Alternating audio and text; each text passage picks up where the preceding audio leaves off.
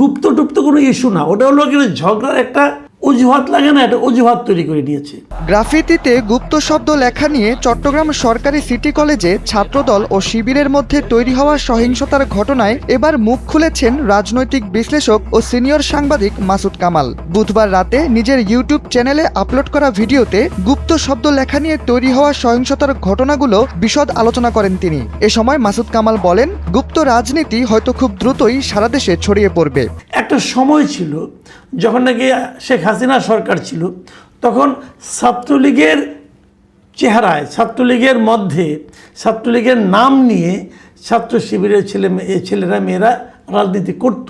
5+ star rating প্রাপ্ত দেশের সর্বোচ্চ বিদ্যুৎ সাশ্রয়ী ওয়ালটন এসি স্মার্ট কমফোর্ট এখন নেক্সট লেভেলে। ভিডিওতে দেখা যায় তিনি তার স্বভাবসুলভ ভঙ্গিতে গুপ্ত রাজনীতি ও ছাত্র রাজনীতির মধ্যে ফারাক তুলে ধরছেন। মাসুদ কামাল বলেন, একটা সময় ছিল যখন শেখ হাসিনা সরকার ছিল, তখন ছাত্রলীগের চেহারায় ছাত্র শিবিরের ছেলেমেয়েরা রাজনীতি করত।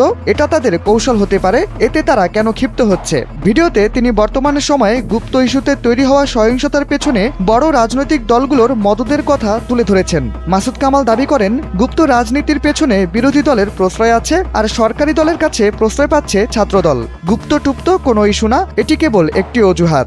সরকার কাছ থেকে প্রশ্রয় পাচ্ছে ছাত্র দল, এবং বিরোধী দল, প্রধান যে সংসদের বিরোধী দল, তাদের কাছ থেকে প্রশ্রয় পাচ্ছে ছাত্র শিবির। ছাত্র রাজনীতি প্রসঙ্গে তাকে আরো বলতে শোনা যায়, ক্যাম্পাসগুলোতে যখন ছাত্র রাজনীতি নিষিদ্ধ করা হয়েছিল, তার মানে ছিল সেখানে কোনো দলের ছাত্র রাজনীতি চলবে না। শিবির নিজেরাই বলে তারা কোনো ছাত্র রাজনীতি করে না, তবে এটা তাদের রাজনৈতিক কৌশল হতে পারে।